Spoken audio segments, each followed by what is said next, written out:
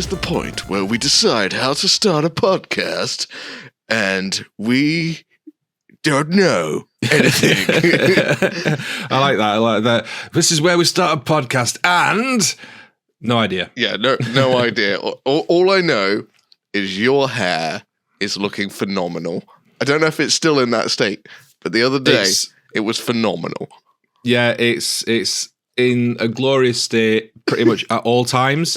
We'll get on to that in a minute. For now, welcome, ladies and gentlemen, to Wargamers Anonymous. Thank you very much for tuning into this episode number 11. It might be 11. I think it's 11. I think the last one was 10.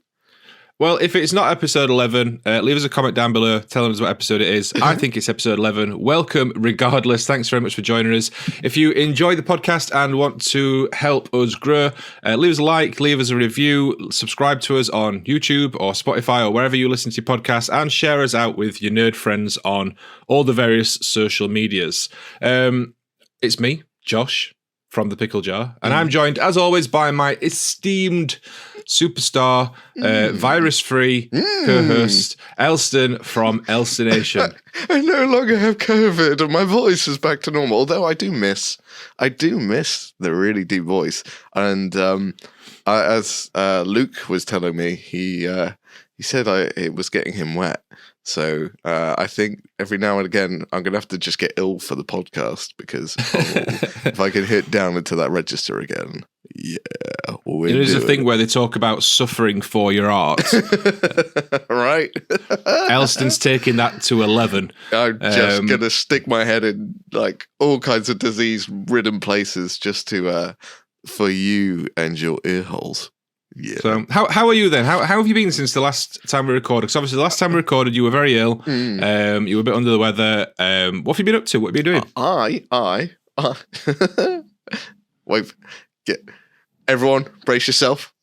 This next statement's going to go down in history. I have been fapping all week with my wow stick. Brilliant. I can't wait for this joke to be done. It's gonna be a thing.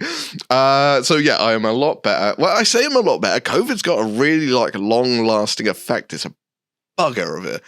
Thing. I've had an intermittent cough, which just sneaks up out of nowhere. You can be fine for hours, and then all of a sudden you really need to cough, and it's like one of those retching coughs, which you have to get something out.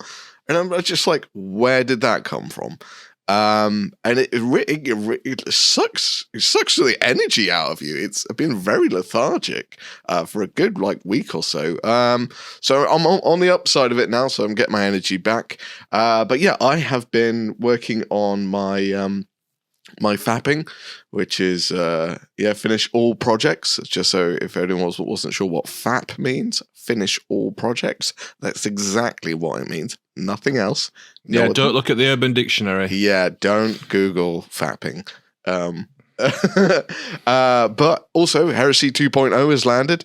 I have built all of my new stuff already. I am in priming all of my new stuff, and everyone is sitting there looking at me going, even my friends which paint a lot, and the people I put myself on par with, looking at me now going, no, you're in another category, mate. So to the point where they were talking in a conversation, and they were saying, who's actually going to finish and paint their army in a couple of weeks or something like that. And I'm like, I am in the room, And they're like, no, you're no longer included in conversations like this. You are something else.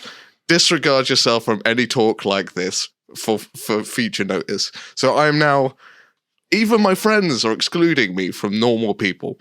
That you are anomaly. You are not included. We appreciate your company, but you are not included anymore. You are something else. That must be nice. But it's an interesting concept as well, because I can walk around in smug mode on a royal degree. If anything they say about people not painting, I'm like, doesn't apply to me. I'm God status. So yeah, I've been painting Heresy. I've been priming all my other stuff. I really wanted to get a video done, but COVID has just kind of sucked the energy out of me to get it done.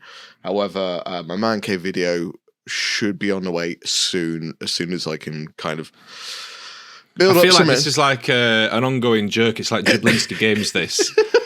Yeah, the joke is going to be in the video as well, because I do understand it's an ongoing. Like, this video should have been out like 6 months ago. To be fair, yeah, I'm going to say you've been in the new man cave for all this year, yeah, like, and some of last year, yeah. And I feel like every week it's like, the man cave video, it's coming soon. And then every next week it's like, sorry guys, no man cave video this week. Yeah, PewDiePie stole my chair. Yeah, I've got a conundrum because I paint so much.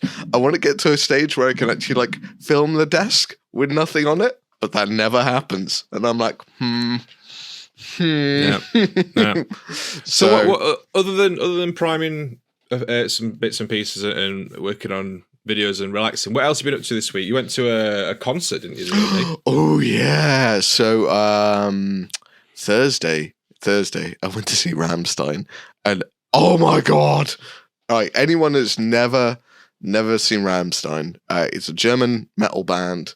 I've loved them for a long time, and they are probably one of the people, if you want to see a good stage show, they are up there with the greats of all time. They put on such a phenomenal show.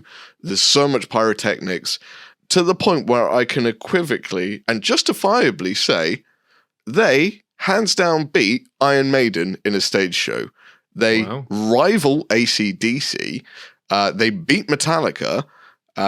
Every single, like, Ozzy Osbourne, like, all of them. Rammstein, for an actual stage show, for a visual like experience and everything. Well, not even just visual. Like, there's an experience with everything that happens because there's so much pyrotechnics and everything going on. They are phenomenal. They are an experience and a half. So yeah, I did that. And it's the first time I've been out to a monstrous gig like that in a long time, and I forgot how much I love it. So yeah, it's been good. I did not appreciate the drive out of Cardiff though. That took 2.5 hours to get out of a city, and then they shut all the motorways on the way home, so it sucked. Apart from that, I'm good. How about yourself, Pickle? What you been up to? I don't know why I did that accent. But that was a weird accent. This week, what have I been up to the last couple of weeks? I finished filming my video that I did for the Atlantis troll.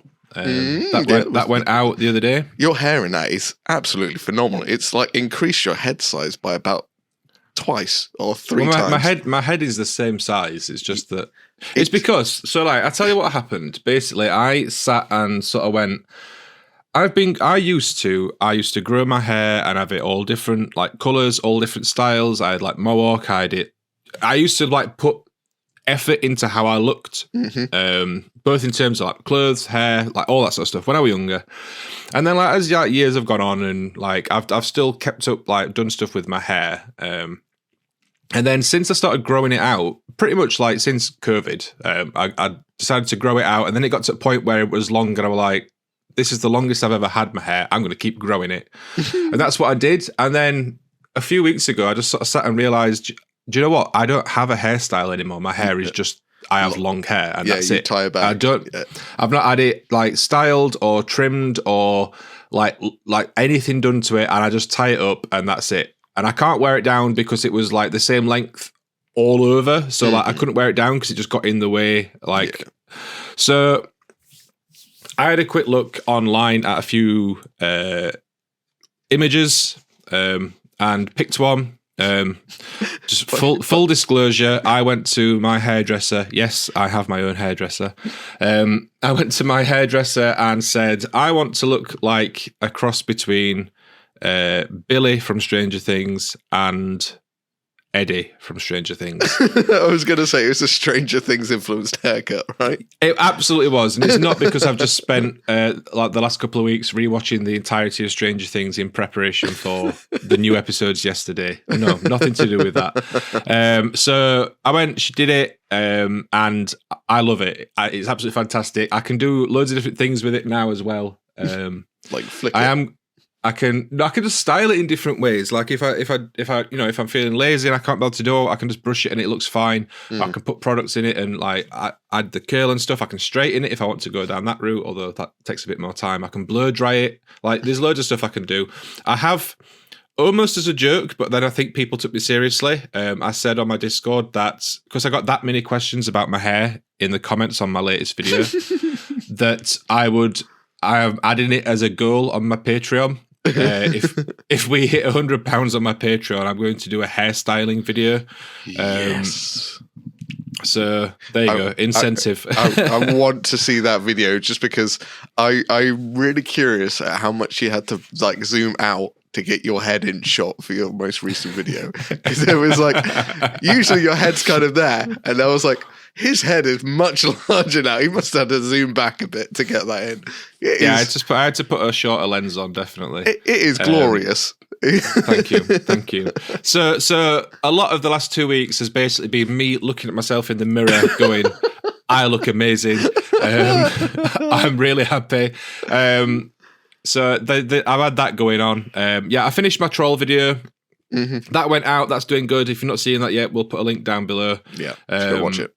Go and watch it. I'm really happy with that. I'm really happy with how the troll like turned out and stuff. It's such a cool model, and it's one that's going to go on my shelf and sort of take pride of place. What else have I been working on? A couple of the bits. I went to Warhammer World this Monday just gone. I went with my best friend Liam, who runs our local GW, and with Luke from work, obviously from Geek Gaming. I played a game of Age of Sigmar against Liam. He took his Blood Knights. I took my Orcs. I got absolutely trounced. I had like a really, really good first turn because basically he didn't have any ranged attacks. And I had a squad of 9 Manskewer Bolt Boys, which are horrible. So I had a really, really good first turn, and then it sort of went downhill from there as soon as he got into combat. Blood Knight vampires in combat. Yeah, I think I could have played it a bit smarter, but to be honest, he just outplayed me. He did a really good job. So we did that. We went around the gallery. We had lunch in Bugman's. Notice how I said lunch there, because I cater to all the southern audience. So yeah, we had food at Bugman's. I picked myself up a model, because you can't go to Warhammer World and not pick yourself up some sort of souvenir. So I picked up the new star player for the Skaven Blood Bowl team. Oh, cool. Creek the Verminator Rust Gouger. Oh, cool. He's the one with like the ball and chain cyborg eyes. Yeah. Nice. That's the one. It's such a cool model. And I figured, because I've finally started painting the last star player that I got from my Skaven team, which I got 3 years ago, because I finally started painting that, I should treat myself to get a new one that's just unpainted to go on my shelf. Yeah, 3 years' time. That one. Yeah, 3 years' time, I'll paint that one. So I got that when we went to Warhammer Worlds. The rest of this week, I have pretty much just been, working. Steady working. As I briefly mentioned a minute ago, I did launch my new Patreon for my channel. I've been running on about doing that for a while. Finally launched that. There's details in videos and on my Discord about that. I'm not going to shill that here, but we did that, and that was quite exciting. Nice. And then yesterday, I nipped to my local Warhammer store, and so when I started doing Age of Sigmar, I said, and I can remember saying this, I'm just doing one army. You can see where this is going already. I said, I'm just doing one army. I'm going to do my Swampy Orcs, and that's it. I'll just stick with them, because 40k is my main game, and I've got like 3/4 armies for that already. Something tickled you, didn't it? Well, I have always loved Skaven. I think that they are really, really cool. I love the aesthetic. They've got like bright green, glowy rocks. I mean, what's not to love? So Skaven recently got a new battle tome. They've got a new, it's not a start collecting box, what's it called? Like a Vanguard box or whatever. Now, I am going to do a Skaven army. I know, shock. Everyone is sat shocked at that reveal. But I didn't pick up the Vanguard kit or anything. I think it's my birthday in like a month's time, so I'm going to sort of put that forward. Go to Murfield. Oh yeah, go to Murfield as well. Yeah. But I did go to my local Warhammer store yesterday, and I picked up the War Scroll cards because once they're gone, you'll not be able to get them because they only do them for like a limited time. Yeah. So I picked up the Skaven cards, and I also picked up a character, the Warlock Bombardier. Okay. I wanted to call it Bombardier then. Bombo. It's the Skaven with like a big missile launcher thing that is playing like a guitar. Nice, yeah, cool. So I picked them up yesterday just as sort of like I wanted something to paint that's Skaven because, you know, obviously I've only got like star players for Blood Bowl teams that are not getting painted, so why not add to that? And I want to get the cards because I know that I'm going to do the army. So I'll pick up the Battle Tome probably next month. And yeah, that's my... I say it's my next big project. It will be at some point. My next big project is still Star Wars. How have you got on with that? Have you done anything with that yet? How much had I done the last time you asked me? You'd done Obi-Wan. And that's this week's update. And when is this supposed to be finished by? I don't have an actual like deadline for it. Right. So here's the thing. The plan was I was going to get the troll video done and edited, all that painted, get it all finished, and then that would be going out. I mean, it had gone out around the same sort of time towards the end of June. It maybe would have gone out a few days earlier, but that's when it was going out, and that would have given me a good. Like I'd hoped to have finished getting this one done and edited by the middle of last month. Mm-hmm. So basically, it would have given me a month to work on Star Wars stuff. Mm-hmm. Now, I'll be honest, I've been in a bit of a slump. Fair enough. The last couple of weeks, I had the video all filmed basically for 2 weeks and just kept putting off editing it. I think part of it was because of the heat. Mm-hmm. It like really threw me off. I don't deal well with heat. Yeah. So that really threw me off. I didn't want to be sat at my desk or, you know, sat editing. I was literally just trying to stay as cool as possible. I've also I'm really happy with how the video turned out, but I did struggle a little bit with it. This is a little bit of a peek behind the curtain. Sometimes, most of the time when I film a video, I know what the video is going to be about. And I'll film like the painting, the building, whatever. And I know what the video is going to be about, as in what the focus is. Yeah. With this one, I'd filmed it with one idea in mind, and then when I tried doing the voiceover and the talking head for it, I couldn't get across what I was trying to talk about and explain to the point where I felt like you. Yeah, I know that feeling. You just like, where's this going? Yeah, literally, I stopped filming and I was like, I've just filmed 40 minutes of talking and none of it makes any sense. Try and edit those ones down into like a tangible thing. It's really, it's interesting, but that's it. So lot of work. I looked at it and went, none of this makes sense. And I think, to be honest, the topic that I was trying to talk about, it's probably one that I'm going to have to do a script for. Recently, I've been trying to just stick off script a bit and just be a bit more free flowing with it. It does save you a little bit more time and makes it a bit more natural if you can do it without a script, but like have talking points. But, that's more it. I don't like script word for word. It is generally just sort of bullet points to keep me on track more than anything. But I was trying to talk about like painting styles and how to find your own style rather than just trying to imitate others, and like what benefits it has if you do paint in your own style. Now, I think the reason I struggled is because that's quite a broad topic and it's kind of hard to quantify. So it is something I do want to do at some point, because I do think that there is a benefit in talking about it and hopefully encouraging people to try different things. But I ended up going with the intimidation aspect for painting larger models and why you don't always need to worry too much about them instead. I mean, the painting styles one, that's kind of ripe for a collab, to be honest with you, because then you get the perspective of someone else and their style and stuff, right? I don't get me wrong, I'm like, everyone has the style, and you could talk about it, but I think that might lean well into having perspectives from others. So basically, what I was going to do is a brief. I mean, if I end up doing this video at some point, I'm completely ruining it here. But I was basically going to talk a little bit about styles and different techniques and stuff in the beginning for a few minutes, and then I was just going to talk through me painting this troll and how it reflects my personal style and how I found what my style was and how like the road that I took to get to where I am now. Yeah. From like how I used to paint to how I paint now, and because I think that's the only way you can do it. You can't really tell other people because you don't know what their style is or how they paint or what their circumstances are. But you can talk about your own experiences, and hopefully people can then look at that and go, "Oh yeah, that makes sense." Yeah. Like, I don't know.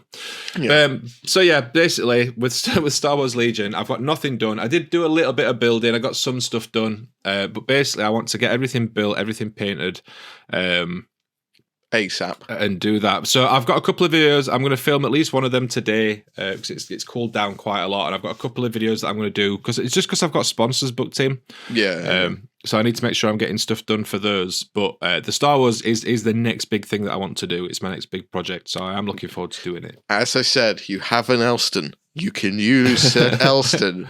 I'm not coming all the way down to London. No. I will be your batch painting massive army project guru on this one because I do it all the time, and there's just like this. This has been a video which I've been meaning to do for a long time, and there's so much to cover. It's really hard to condense it into a video because there's like weird little things that people like think are weird. But it's kind of the doctrine I speak to. I was like, if you're going to sit there and build something, and the goal is to sit there and build it, get on and build it. And they're like, okay. And I was like, stop talking to everyone else, get to work. And people are like, and I'm like, no. Every time you talk, you waste time. Every time you build, you don't waste time. And it's like little things like that because I zone into a proper manufacture mode when I do it. So I cut loads of things out, and a video for another time. But yeah, we could do a funny. What we should do is you should come up here for a weekend, and we should just blitz it.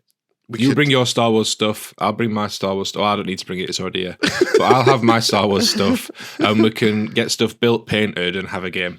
Well, we could potentially do that. That could be. I mean, I could possibly do it at ChillCon, and that might lead into another video or podcast that will come up at some point in the future. But yeah, I could see how much I can get done at ChillCon. Saying that, I'm not going to have as much time at ChillCon because I got loads of bloody guests. So you're still going to be sat with us. I'm going to have to step out to like let people have the seats and stuff like that. But yeah, it'll be just get another seat.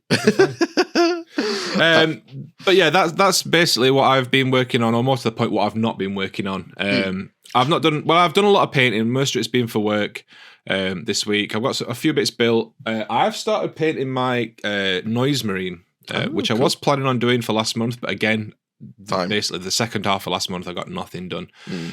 Using some of the Turbo Dork paint, I will put a picture up for the YouTube viewers. I'm really, really happy with how it. I mean, I've literally put a base coat on of the colour shift paint, but it's such a nice colour. Nice. I need to find an excuse to use it on more things because it is very, very nice. Yeah, that's about it. So that's what we've been working on this week. There's one more thing which I have to mention as well because it's a little bit of a charity thing. I have managed to kind of annoy the Chapter Master Valrak community. So if anyone doesn't know Chapter Master Valrak, he's a YouTuber. He got dared into painting up a Iron Warriors Horus Heresy box set because he's Imperial Fist guy and he hates Iron Warriors. I've stepped in and sideswiped, and I told him I'd paint it up for him because he's doing it for charity. So some point in the near future, he's going to send me a box of Iron Warriors stuff to paint up for him, and then he's going to be raffling it off. So that was a little thing as well. I had to mention as well because I've got to start plugging it and building up the momentum. Have you got? Is there like a link for it or anything yet? I don't know yet. It's also very early days. He said it's going to be to the tail end of the year where it gets done. So, but I thought I'd let people know. So if you want to go check out Chapter Master Valrak, I'll be painting something up for him, and then the video will come out from me and from him, and yeah, it'll all tie in, and they're gonna have a game and then auction it off for charity and stuff like that. So that's a cool. Do we know what? Sorry, do we know what charity it's going to? I think he was looking into he hasn't chosen the charity yet, but he was looking into some kind of children in the UK help charity. So I don't know the specific details yet, but as I know more, I will let people know. So this is kind of a pre-warning, warm you up, because something's coming from that side of things. So cool. As soon as we know more details, then we'll put it out on the descriptions and stuff. Yar. Main topic team? Yeah, I think it's time for the main topic. Yay! So this week, we're going to be talking about. It's a bit of a hot topic. People do like to talk about this quite a lot. So we're going to be talking about whether you should repaint old miniatures. So this can be army projects that you've an army that you've had for a long time that you might want to repaint now that you've leveled up your painting abilities, to use a phrase that Elston hates. It can also be like one-off things that you enjoyed painting, like should you strip it and paint it again, or reprime it and paint it again? What are the benefits to not doing that, and are there any benefits to doing that? So I thought we'd talk about it. So first off the bat, Elston, have you ever repainted any old either individual models or armies or anything like that of your own, not like commission stuff that you've like had come in and stripped and repainted? You know what, honestly, it's only been very rare where I've needed something for an army and I've looked back at an old thing that I painted way back, and I've gone, I could either fork out another 40 quid for another tank, or I could take that thing and strip it down and repurpose it. It's very rare I do that, though. I've only done it a handful of times in my life. I actually mainly I don't go back to work on things. I only add to existing things. So if I feel that I'm not I haven't finished something, or if I feel like I want to practice something a bit more, I can touch something up and make it a bit better, then I'll go back to it. Again, that's kind of rare. That doesn't happen that often. And the main reason why, and it sounds a little bit, I want to say a little bit heartless in a strange way, but there's so much other stuff to do that I don't look backwards that often. And I also have the mindset of, I now paint things in batches so everything looks uniform. And I will go out of my way to accommodate that. So I will spend months building an army, priming it, base coating it all at the same time so the entire thing looks uniform. And the main reason why I do that is I did my Night Lords, my first Night Lords Legion for Horus Heresy. And to use the phrase which you used is I was leveling up through that process. I was learning more about how to paint throughout the whole thing, and I could see throughout the Legion, it was a big army. I could see myself getting better as a painter throughout the entire process. And you look back at one unit and it's like, that looks nothing like that unit over there. And I looked through the whole thing, and I had to sell the army in the end because I was like, this is incohesible now. It's all random to me. It doesn't follow the same kind of standard that I wanted to have the army at. So yeah, I predominantly don't go back, and I don't go back and strip them. I'm not saying that you shouldn't, by all means. There is definitely a reason to go back, repaint. Me personally, I've just gotten to the stage where I will make sure everything works that way. The only other times, as I said, is when I really need something and I will repurpose it. But a lot of the times I won't strip the model. I will just see how good the paintwork is, like how thick it is, basically. And if it's thin enough, I will just paint straight over it. I'll just reprime it and go again. effectively, and then use kind of weathering to hide the like areas where it's a bit. But yeah, the rest of it, stripping is another step which I find wastes my time, and I'm like, if I can paint over this without having to strip it, then that's a lot of time saved. So I'll just paint straight over it. I mean, I do the same thing when on the occasions where I'm painting over stuff like second-hand stuff. If it comes in and it's in a good condition, the paint is not like doped on or anything, then yeah, I'll paint over it. If it comes in and you know the models that you need to strip, I'll strip those.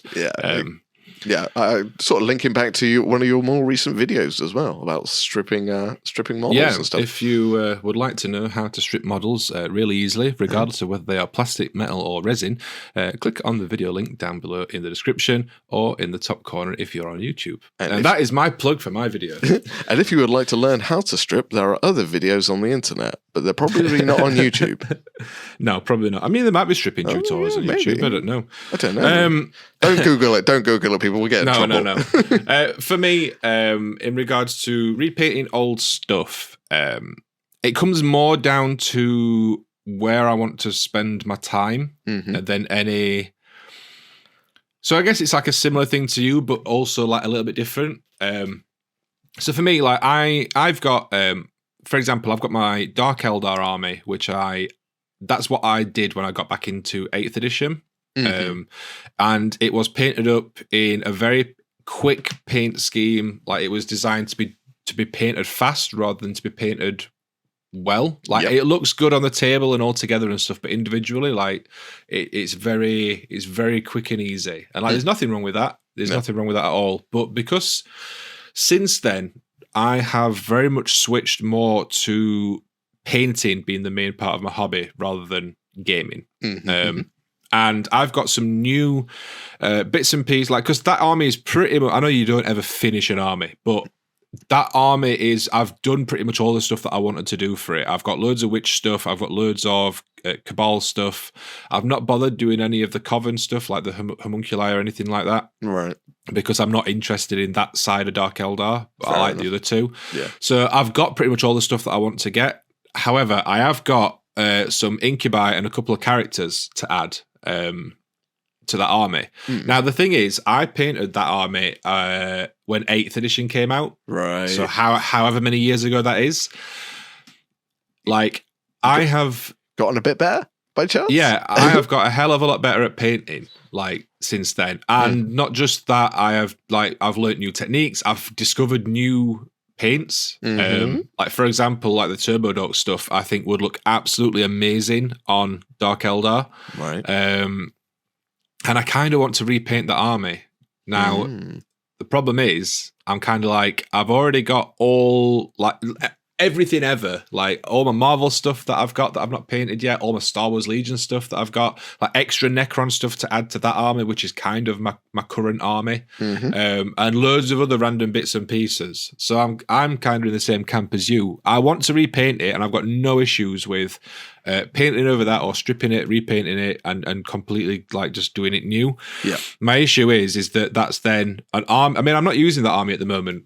I'm using my Necrons when I do play 40k. But I want to use my Dark Eldar army, and I'm not using it because I'm not happy with the paint job, because it doesn't reflect my abilities that I'm where I am now with painting.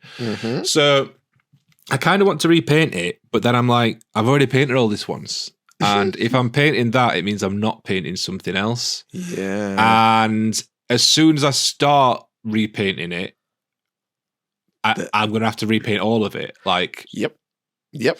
Right. See, because that's the thing. You can't half-ass it. Like, you've got to go at it as a project for the whole army. The issue that I've got is that I've got these incubi, I've got Drazar, and I've got what's the witch character, Lilith. Yeah. I've got those that I need to paint. Oh, I said need to paint. Want to paint for the army, and I really want to paint them because they are absolutely gorgeous models. The incubi are stunning. Drazar is amazing, but I don't want to paint them because I don't want to paint them in this so that they match the army, because I'm not happy with that paint style.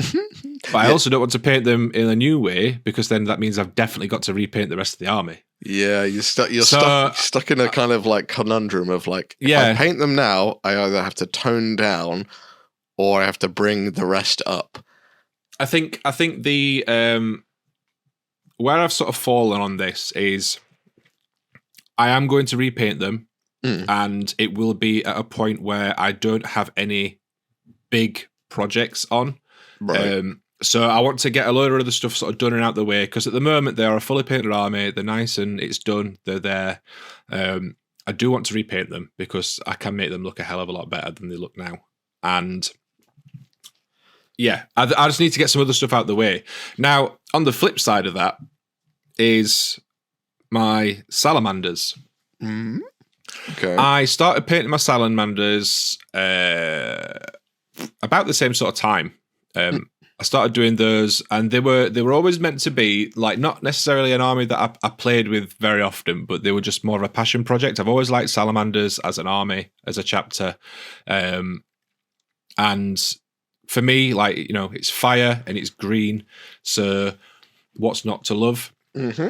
So I started working on those, and I started working on them when contrast paint came out. So I've sort of developed my contrast painting technique since I started painting some of those. And there's a lot of those models that are painted that I was happy with at the time that I'm now not happy with. But with that, part of it is that I've progressed as a painter and I've improved as a painter. But the main part of it for me is that the army already doesn't match. Right. So, like, I've got some stuff that I painted right at the start, and then I've got some stuff that I painted recently. And the stuff that I painted recently, or recently-ish, I'm not too displeased with. Like, I can definitely do better now, but it's all right. But the stuff that's earlier on looks way worse. But if I'm going to repaint it, I'll probably repaint it all so I can do it all in one go and sort of, make sure it all matches. Now you've come to the conundrum that I have, and I've come to the realization of, and I now execute constantly, where I'm like, if I'm going to do the army, I'm going to do it all in one go. And people get mind-boggled by that concept. But at the same time, as you're experiencing, if you do it bit by bit, it's going to look weird. This is the thing. And it's like with my Necrons, I can paint like the stuff that I did when I first started painting my Necrons. I've definitely got better as a painter, but because of the style of the army and the look of the army, it doesn't really matter, because like a good sort of 80% of my Necrons is sort of like dry brushing and washes for like the armor and stuff. Right. It's only really the weapons that I have to put any time and effort into. Sure. And even those, like I found a nice, easy way to get them looking really, really good, and I'm still happy with how that looks. Yeah. So, like my Necrons, like the only time I ever get any sort of twinge that I might want to repaint my Necrons is when I see a really cool color scheme. Like there's some really cool ones in the cabinet at Warhammer World that are done in like a dark blue with orange weaponry. Ooh. They look gorgeous. I mean, I really liked your white and purple one. Like that was like. Yeah, that's a cool scheme for Necron. But that's the thing, I got to do those and I did them for a kill team. So like they're their own separate thing, and it was a nice opportunity to do a different colour scheme. So that's something that we should mention. Like if it's because you're not happy with the colour scheme, but you don't want to repaint, 4,000 points worth of whatever, like maybe just do a small second army or like a kill team, or just do some stuff for fun, like just kit bash and convert some stuff and paint it just as one-off bits and pieces, to scratch that itch. Yeah, and I think this is definitely a conversation you need to have with yourself is, why am I doing this? Because if it is for an army, then and you want it all to be uniform, then have a thing. But yeah, if it is just a case of you want to paint something, or you just want to finish off like a little bit, then you can just say, oh, these are part of a kill team that's attached to this army, or something like that. You can always make the bases the same or something like that, and that'll do the job. But yeah, it's tricky, right? The way that I look at it is, I will contemplate repainting armies. Like I've got no issues with that, other than like time commitment for it. Individual models like the troll that I've just finished painting from Atlantis, like busts that I've got, or other like display models and one-off bits and pieces. Generally, I won't repaint those. Even if I want to paint them again, I will just buy a second one. If I ever did want to paint that again, because individual models for me, that's where I tend to put more time and effort, because it's like a one-off piece. It's more likely going to just be on display. And that's where I sort of test my skill a bit more and like try new things, or, you know, just try and improve my paint in general. Like it happens naturally over the course of painting an army if you paint it like a normal person and not like Elston. But like with a one-off piece, it's like it's one-off. So you're there, you do it, it's done. Now, I like to keep those, and I don't tend to repaint them, because I can then look through my shelves at all these various one-off pieces and display pieces, and I can see the improvement like from piece to piece. And that, I think that is very important, because if you're not in the habit of, I mean, most people do now, but if you're not in the habit of taking photos for Instagram or social media or making YouTube videos or whatever, then having those models on your shelf is your sort of memory, legacy. Like that is you being able to look back at what you've done in the past and see how far you've come.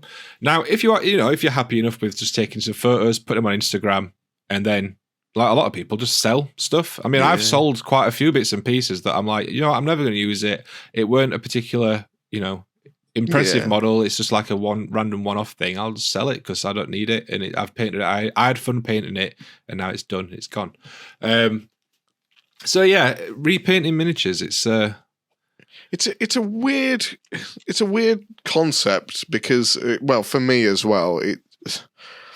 I've gone through the journey, and I've arrived at a conclusion, and now my mindset is this is the way it has to be done, which is a little bit draconian in its aspect, but I like to think I've taken a lot of things into account to do that, because I don't want to have to go through the elements of like, this army looks half weird and half this and half that and stuff like that. And even sometimes when you use the same paints, it doesn't come out the same color for some reason or another. And you're like, I don't know why this is coming out different. So hence why I go for that element. But very much like yourself, and this is where probably I have a maybe a bit of a disappointment. I would say for myself, but in a weird element, I've become very machinist in the case of I do a project, then I move on, is I don't have a lot of my old minis anymore. They're gone. I've either sold them, they were part of an army or anything like that. So I don't have a lot of my old stuff to look back at to see where I've come from. Because, you know, like some people are like, this is my first mini. And you're like, God, that's awful. I don't have that. It's gone. I have no idea where they are or what's happened to them. But when I've got to this level where I'm churning out so much now that one mini from way back when, it sounds very unromantic in an element of like, that was a mini, I painted it, it wasn't very good, I got rid of it, and I moved on to the next thing. So I just kind of reflect on the most recent couple of years of what I can see. The only real exceptions to that are when I do, much like yourself, when you do like one-offs and you put real effort into painting. This is why I like the Marvel Crisis Protocol stuff. Because everything's a one-off. Well, yeah, right?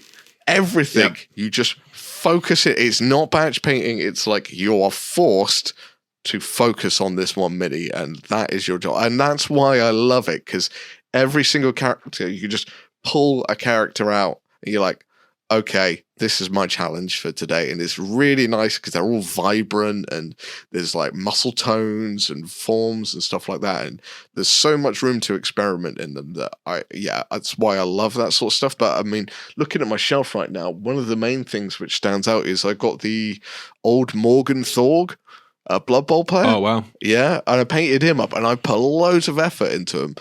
And I'm not going to get rid of that guy because I've gone in and I've really put the effort in to the point where I'm proud of it. And I'm like, it might not be Golden Demon Whip, but I'm proud of that. And those are the ones I keep. The ones where I think they look shit. I'm like, nah, no, I don't want to carry on looking at that. That's gonna go. So it's yoink. So you yeet it out the door, and it goes off to someone else to do something. So yeah, I dare use the word. I'm a bit savage with minis. If they don't live up to the kind of standard of being, yeah, you're good enough to stay, then they're gone. They're not coming back.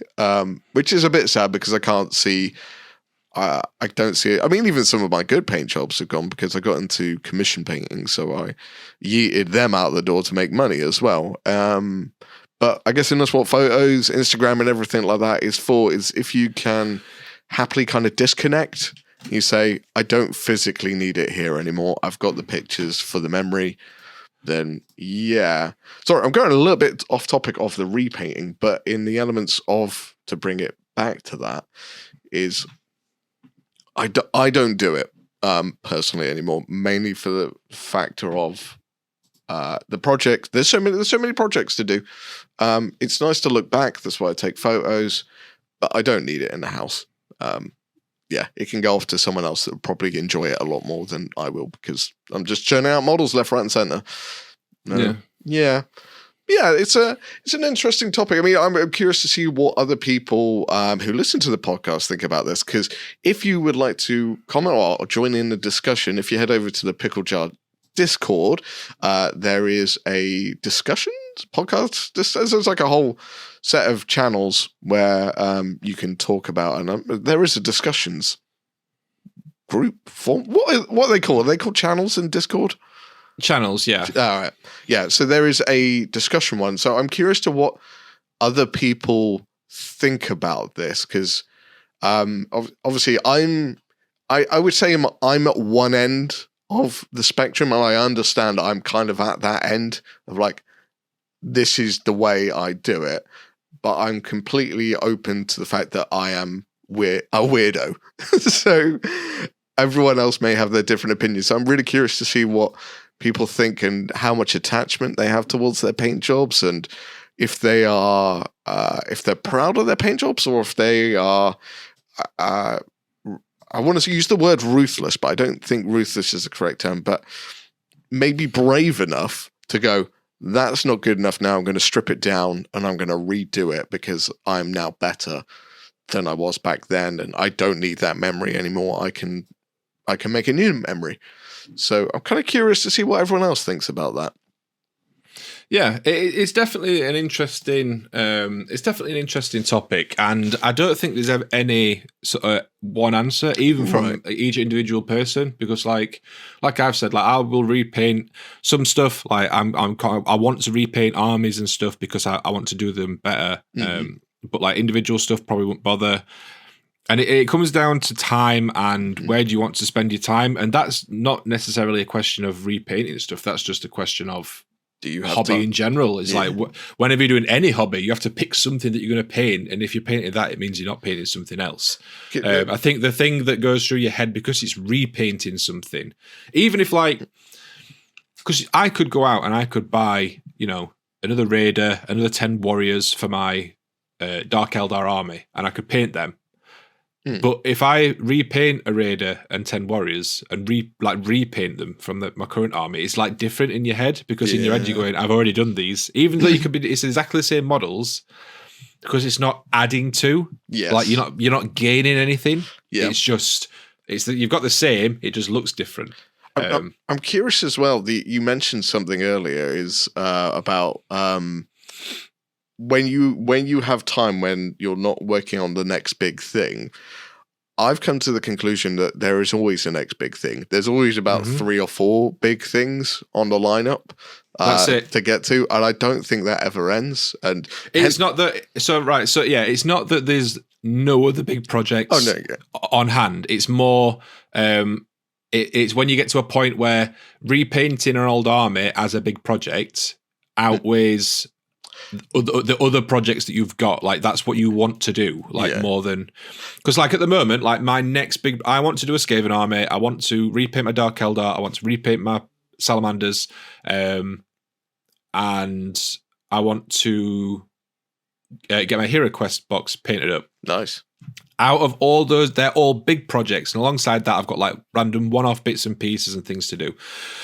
Out of those big projects, the next one that I want to do is my Star Wars stuff. Okay. Now, after Star Wars, I don't know. It very much depends on how I feel after that. I mean, and the thing is I generally take a bit of a break between big projects. Otherwise, I'll risk getting burnt out. And that's why I do so many one-off random miniatures to sort of keep things interesting. So an interesting concept as well. Sorry, I'm dragging this one out a little bit. Again, it's fine. This is basically a little bit of the crux of it is, will new nostalgia ever outweigh new shiny? Essentially, because there's always new shinies coming along in there. There's always new ideas for a new army. And do you ever think the idea and the passion to go back to an old army which you've already repainted once would ever outweigh the concept of a new army? And I'm not. You don't have to have an answer, and everyone that's listening on this, there isn't an answer to this.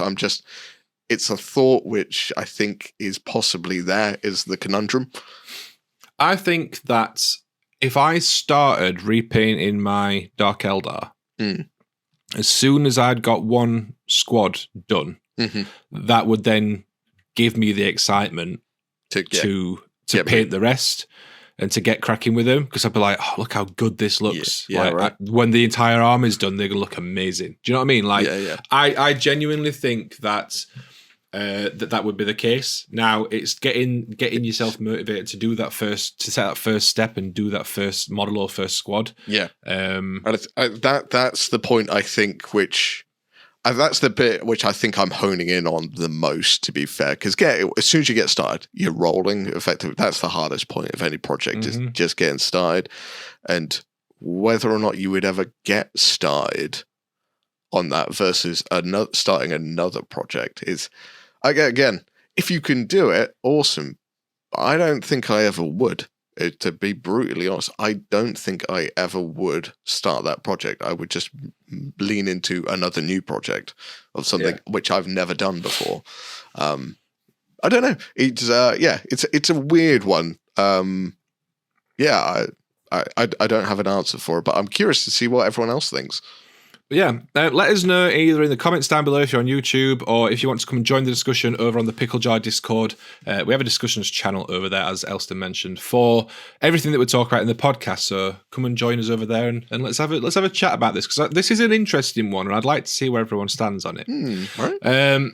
So that was the main topic for this week, and we are now on to, thank God, the snack attack section. I've not eaten yet today, and I've been literally sat staring at this week's snack attack snacks, and I'm very excited. Elston, would you like to introduce this week's snack attack? Ladies and gentlemen, for your sensual pleasure today, we will be putting sausages in our mouths.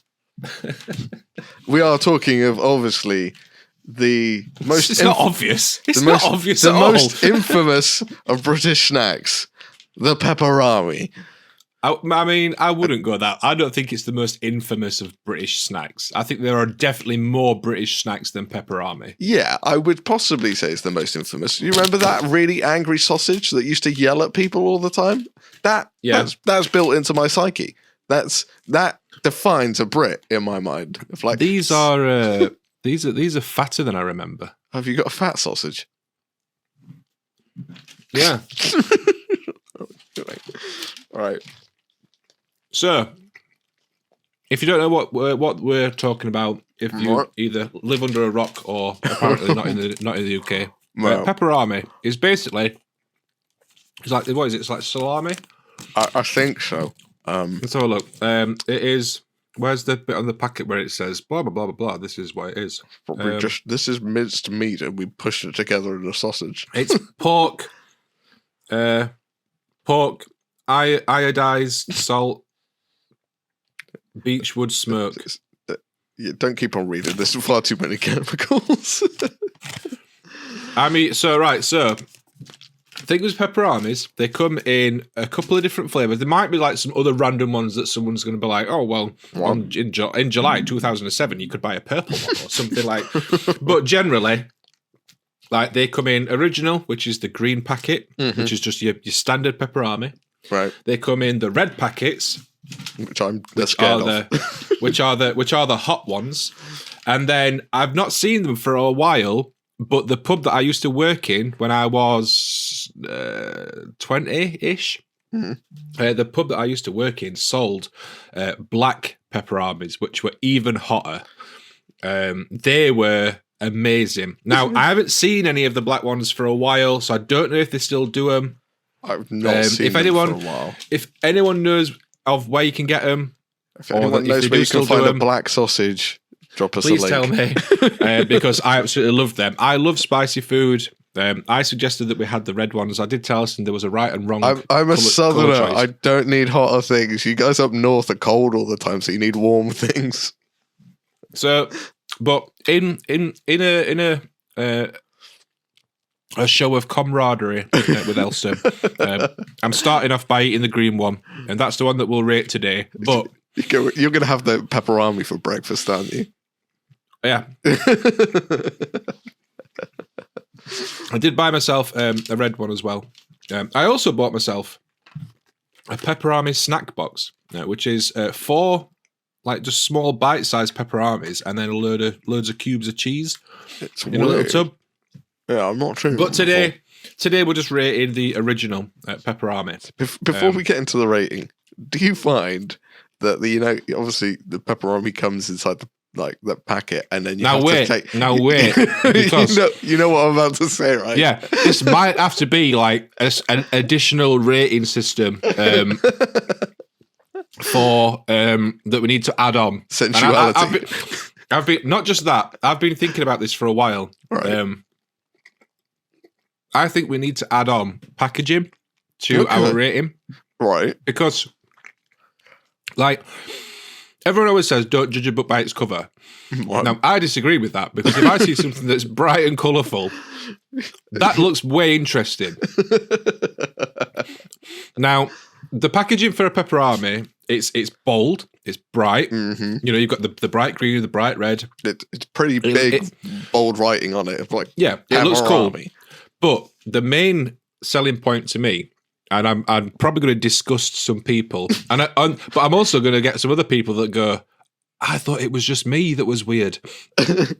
Pepperoni comes in a little sheath, shall we say? That's it. So it comes in a packet, and but then like the pepperoni itself comes wrapped in a sheath. Now, yes, I'm gonna open up myself and make myself vulnerable here. If you once you finish eating your pepperoni, you need that extra bit of pepperoni flavour. No. The sheath that the pepperoni comes in is saturated with pepperoni flavour. You can roll that up in a ball. You can suck on that. No. And it's like extra flavour even when you finish eating the snack. What? Now, my God. I know that I am not the only one that does this. I know I'm not.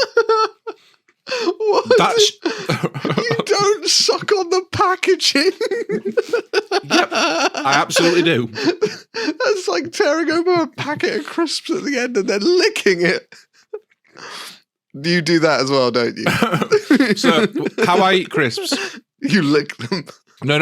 But how I eat crisps, I eat the crisps until there's maybe between 10 and 20% of the crisps left. Yeah, okay. And then what I do is I scrunch the packet up until it's just dust, and then shove hold it up and empty it out. So it's because I like to make sure that I get everything out of a packet of crisps. But do you then tear open the packet and lick the like all the salt off the interior? It depends how hungry I am. You need to be fed more, dear Lord. Stop sucking on the packaging. This is me sucking on the packaging. So, I think. God. Oh, no. Well, you can't do it for long, like 10, 20 seconds, and then you've got the flavour off it. It's just, sometimes when you finish eating a snack, you go, I could just do with a little bit more of that. But you don't want to have another one of that snack because that's too much. It's just that little bit extra that pepperami gives you.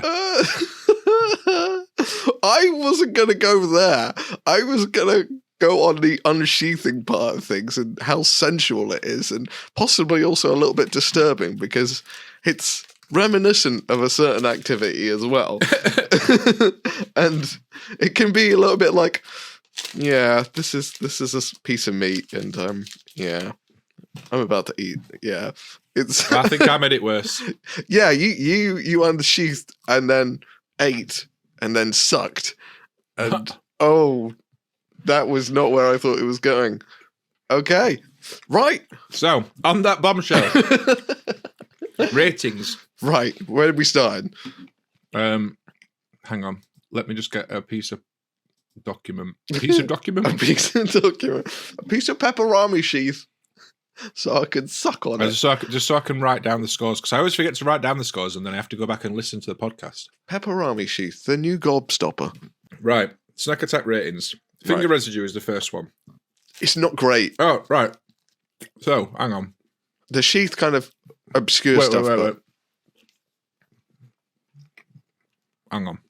Sorry, your mouth's full of sausage there. Mm-hmm. You're sucking on a sheath. No, I'm just eating my second pepperami. Sausage for breakfast. I'm basically having a full English, but without bacon, egg, tomatoes, toast. You just having meat in your mouth. Yep. Meat. Right. So in the mouth. I think we should rate packaging first. Okay.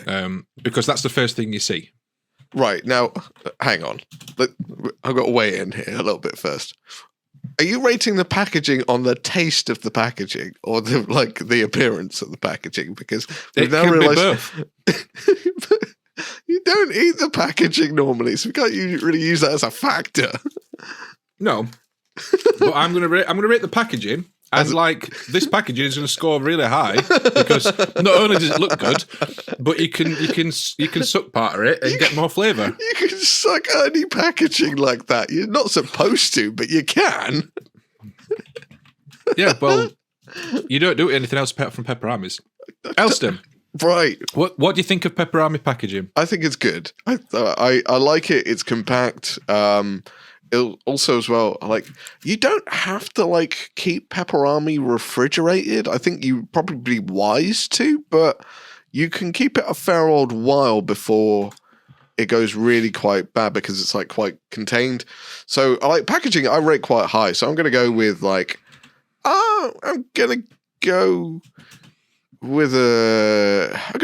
8. The reason why I didn't go higher is because there's 2 elements of packaging in it, and the sheath thing disturbs me and arouses me at the same time. So it's throwing a conundrum into my brain. Okay, well I'm going to go for a 10 out of 10 because you can. Not only does it look cool, you get. It's entertainment, unsheathing it, and you also get extra flavour once you've finished eating your pepperami. If you just want that little bit extra, I think you're going to need to eat breakfast next time we do Snack Attack because I think you're rather aroused by this. So that I'm giving it a 10 out of 10 for packaging. Go for it. So next up is finger residue. Now it's not great. The finger residue, it's not great for a pepperami. It is very oily. Yeah. We should have had the oil index for this one. But it's more. It's not the. It is oily both on the packaging and the pepperami itself. So it is one of those. You once you've eaten one, you're probably wise to use a wipe or something. Yeah. I wouldn't say you need to go and wash your hands. It's not that extreme, but it's definitely just like I want to say baby wipe or something. Yeah, I mean, if you're really clever with the packaging and stuff like that, if you pinch the tip, you can push the sausage out and not have to touch it and just put the entire sausage in your mouth. Technically you could. You can have the normal packet, tear that, poke the sheathed sausage out of the packet. Yep. And then push from the bottom whilst you can do it without touching it, but at that point it's way more farce than you need to go through. Yeah, you got to push the meat out of the hole sometimes, and it'll make things. So What are you going to go with for finger residue contamination? If we were talking normally, you actually like hold on to it. I'd probably say maybe like a 4 or a 3. I'm going to go with 3 because it is like you do need to wipe your hands after you've eaten it, basically. I'm not gonna go that low. I'm going with a 5 out of 10. Okay. I don't think it's that bad. Like, I mean, you're probably wise to give a wipe. I mean, you can just wipe it on your jeans or something. Like, it's not like going to stain or anything like that. It is just a bit. Well, yeah, I'm talking more in a reference of obviously we're handling miniatures and stuff like that. And yeah. But again, you can just wipe it on your jeans and then it's gone. And it's like you don't need to go out your way to clean or anything. But yeah, it's definitely yeah. If you do need to give it a wipe. So 5 out of 10 from me. If you're happy with meat juice on your trousers, then yeah, you'll be fine. Next up is weight to chew ratio. They go. Depends if you like swallowing meat. I mean, because you can swallow that meat pretty easily if you want to. You can get a lot of it in your mouth. And so the ones that you've got, does it say bigger bite on the packet? No, I've just got like one of the like normal ones. Mine says bigger bite. I bought them individually rather than like as a multi-pack, which is how they seem to come more often than not now. So I'm not sure like if this is like just because it's an individual one or if it's, you know, like when they started doing chocolate bars where you just got 2 small chocolate bars instead of one big one. It does feel a bit shorter, but it feels it's got more girth. So it's not heavy, but like, you know, it's substantial. How much does it weigh? It's bordering 28 grams. So it's borderlining more on a full sausage. It's not that thick. How much does yours weigh? I've already thrown the packet in the bin. Elston. Sorry, I chomped mine down and launched it. Professional food reviewer. I bet you didn't even suck it. It took a couple of chomps and then it went down my hole. Brilliant. Hang on a second. I shall Google the average weight of a pepperami. Well, for weight to chew, I'm going to go with a 7. I think they're pretty good. Yeah. I'll go with you on a 7. Because they're like, I mean, they're not like overly chewy, but they can last, you know, a decent amount of time considering how small they are. Yeah, it looks like the average one is somewhere between 25 grams and 22.5 grams. But you also mine are 28. So you got proper chunks. Yeah. You can get the small ones, which are 10 grams. But yes. Yeah. Get that meat down your throat.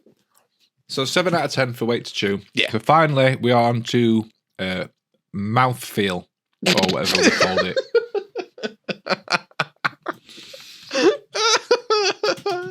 Mouth. I can't remember what we called it. Was it mouthfeel? Mouth aggravation, wasn't it? I don't know. I'm just writing mouthfeel for now. I'll write the correct one. How does it feel with the sausage in your mouth? How does it feel, Pickle? Because you've got a wider sausage in your mouth. How does the wide sausage feel in your mouth? I like pepperonis. I don't mind how they are when you eat them. You know, they don't particularly, you know, like popcorn breaks down, you get bits stuck in your teeth, or some stuff makes you feel weird. You don't get too much of that with pepperoni. No. So generally, it's quite a good experience eating a pepperoni. It's one thing as well, so you just bite off as much as you want with each mouthful. Yeah, I would say the only element might be like if you eat too many of them, the salt factor is going to be a bit of a thing. But I don't really think that's if you eat excessive amounts of sausage, then you're going to get that anyway. So all you sausage guzzlers, it's pepperami. For example, like if you were going to sit there and eat 3 pepperamis for breakfast, like that's maybe a health concern. Yes, that's what you've just done, right? No. So mouthfeel, Elston, what are you giving it? I'm going to say pretty high. I'm going to say, because it can get a little bit stuck in your teeth, I'll go 8 out of 10. 8 out of 10. I think I'm there with you. I'll go 8 out of 10 as well. Yeah, because they can do things which like bacon and sausages do sometimes. Sometimes they can get in your teeth, but yeah, not so much. Okay, so overall scores. The finger residue thing is the only real thing that I think lets it down as a wargaming snack, because I think it's quite a good wargaming snack. It's just the touching it. But we have talked about, obviously, if you want to get that sausage in your gob, there are ways you can tease it out of its sheath and get it into your mouth without having to use your hands.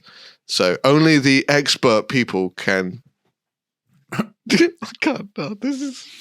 just give us a number. And let's move on. let's go with 8. Let's go with 8. Yeah, 8 out of 10. I'm right there with you. 8 out of 10.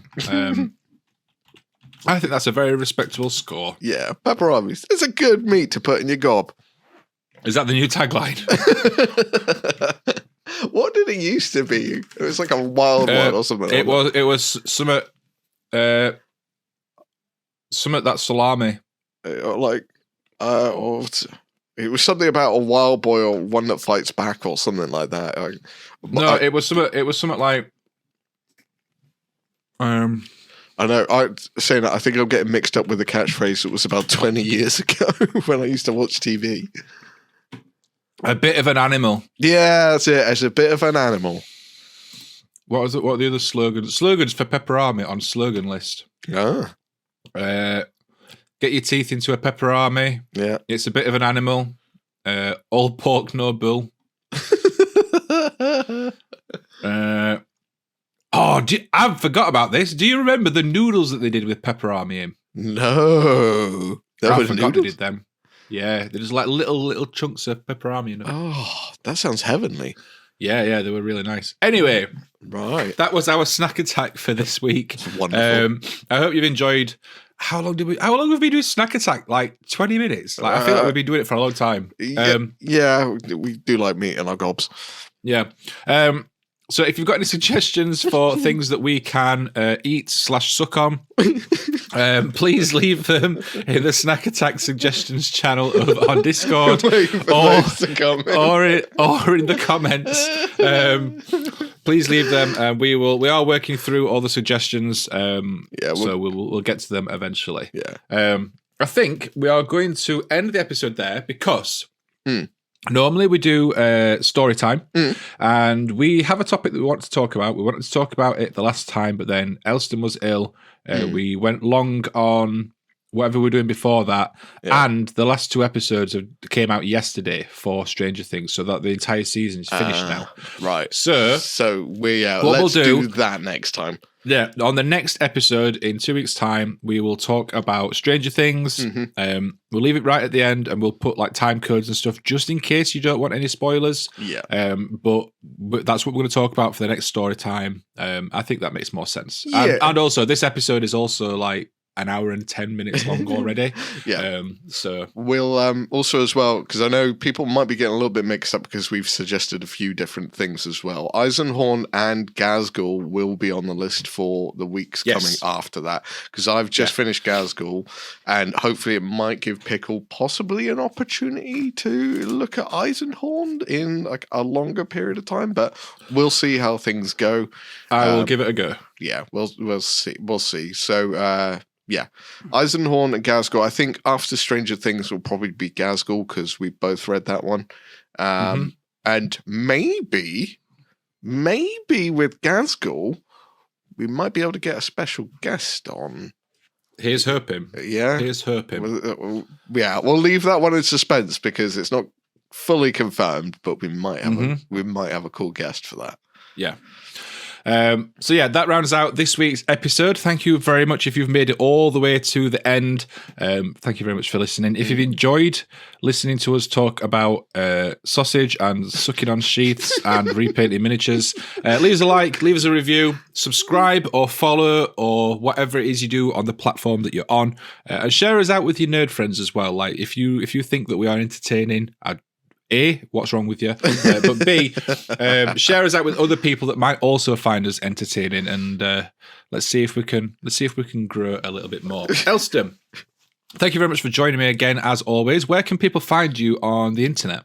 So you can find me at the non-sheathsuckers.com, because I don't suck on sheaths. Like, I'm genuinely curious to see if anyone else does that, because I will bet you, right, and this is an actual bet, an actual solid bet. I will bet you £5 English that we get at least one person say, yeah, I do that as well. No, because there's a lot of weirdos in the world, and oh my god, no so way. You're not that confident, then, are you? No, I'm just curious to see how many of them are. If you want to find me, I'm on the YouTubes under Elster Nation. If you want to find me on Facebook, there's Elster Nation's Minis. I'm on Instagram as well. But if you also want to talk about Wargamers Anonymous and the podcast, head on over to the Pickle Jar Discord server. If you do at Elster Nation, you should find me on there, and I will try and respond. If you do ask something in there and you don't put the at thing and I don't respond, I do apologize. Social media these days is a minefield in its own right, so I do apologize if people have asked questions. I've not responded because mainly there's so much going on in life that unless someone taps me on the shoulder, I've got other things to do, basically. So, yeah, that's where they can find me. How about yourself, Capitan?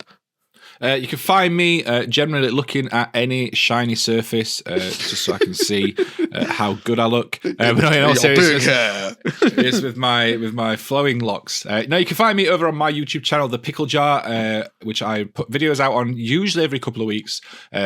I also live stream on my live stream channel, Pickle Vision. I live stream every Wednesday evening and every other Sunday morning, where we do painting, building, just general miniature discussion. So you can pop over and find me on there. You can also find me on Instagram, Facebook, Twitter, TikTok, all the places. Yeah, all the links and stuff will just be in like video descriptions and stuff like that. Or the best place to get in contact with me and join in with the gang is over on the Discord server. Again, link for that down below, and we'll be happy to have you. Mm-hmm. So there we go. That is another episode over and done with. I hope you're all very well. I hope you enjoy the rest of whatever day it is that you're listening to this on. And we'll catch you on the next episode. Bye for now. And now we need to finish the podcast in the most dramatic way anyone can finish a podcast. I'm just going to suck on this meat sheath. Dear Lord. I'm not sure if to be aroused or disgusted. Yes.